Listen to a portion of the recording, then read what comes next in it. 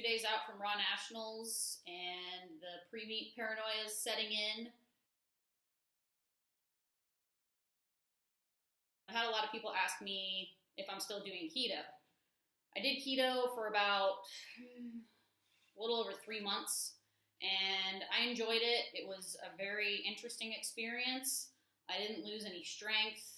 I did the Arnold while I was keto. I didn't end up cutting any weight, so I weighed in at 145 at the Arnold. And I never really noticed any true performance lags, but I did notice that when I was doing reps, anything over 3 reps, I was struggling after the 3rd rep to get the next, it was a set of 5. I was struggling to get those last 2 reps. So I noticed that I had a little bit of quicker fatigue when I was lifting heavy. Cardio was obviously great. I love doing the Stairmaster. So that helped that situation. It also initially helped my polycystic ovarian symptoms, but then that's the reason why I stopped doing it. It just went right back to the way it was before, and I actually started not getting my period, which is definitely not the goal, because that just means that you're down-regulating your hormones to way too much, and that's what we want to avoid. So I wanted to touch on ketosis and what keto means, and how you can incorporate kind of the ketogenic lifestyle into your diet without going full keto. Never go full keto. So from my experience, ketosis shouldn't be the goal. Everybody is like, oh, check your beta-hydroxybutyrate, prick your finger, test your blood. You have to be within 0.5 to 1.5 or 3 millimole, and you're in ketosis, and now you're living some sort of heightened life, and you are, one with God, and you're in ketosis, and everything's great, and you have laser-like focus, and everything is wonderful. No, that's not what we're searching for. We want you to have balance in your life. We don't want you to be obsessing over a number, just like the scale. Unless you're a weight class athlete, and even when you are a weight class athlete, you need to step away from the scale for a little while. But unless you're a weight class athlete, you should be obsessed with no numbers. You should be searching for balance in your life, and you shouldn't be obsessed and have an obsessive way of eating. Whether it's keto, bro diet, low carb, high fat, high carb, low fat.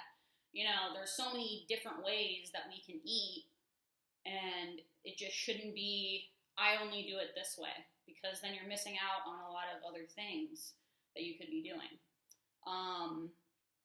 For example, when I was full keto, I started to transition out of it, and I was curious one day what my BHB was, my beta-hydroxybutyrate. So I tested it. It was 0.9, and this was after eating 150 carbs a day. So at that point, I had made myself metabolically flexible, and that's really what the goal is to become metabolically flexible. So if you eat carbs and sugar, your body's able to use them appropriately for high power and high intensity interval training or maximal lifts that glycogen pathway can be tapped into. If you want to fast, you should be able to produce a little bit of ketones so that your brain and your muscles will be able to fuel your body properly.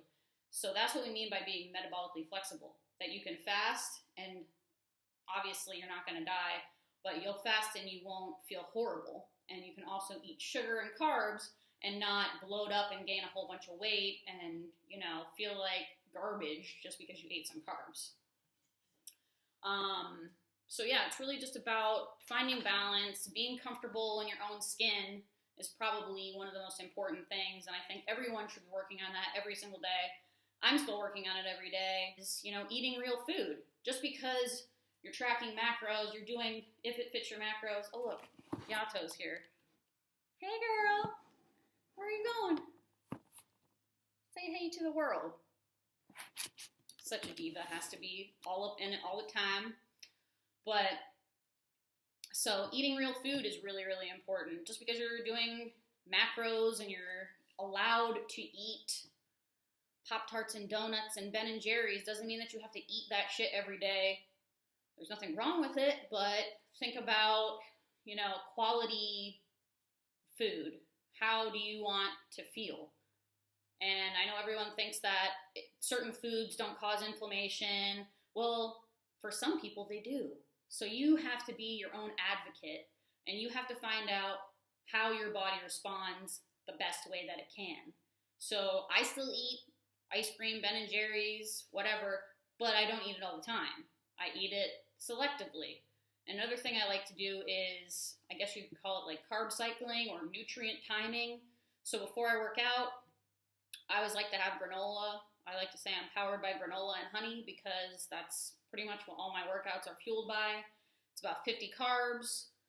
It's light on the stomach, so I don't feel like I'm going to spew, and it's effective. So you kind of have to play around a little bit with what you like and, just figure out what works best for you.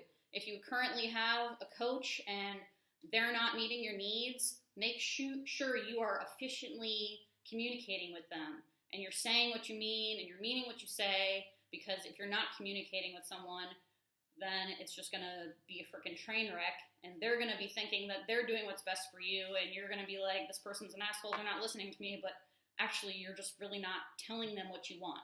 So make sure you're telling them what you want. And that's pretty much all I got. Good luck to everybody competing at Raw Nationals. I will see you bitches tomorrow. Peace.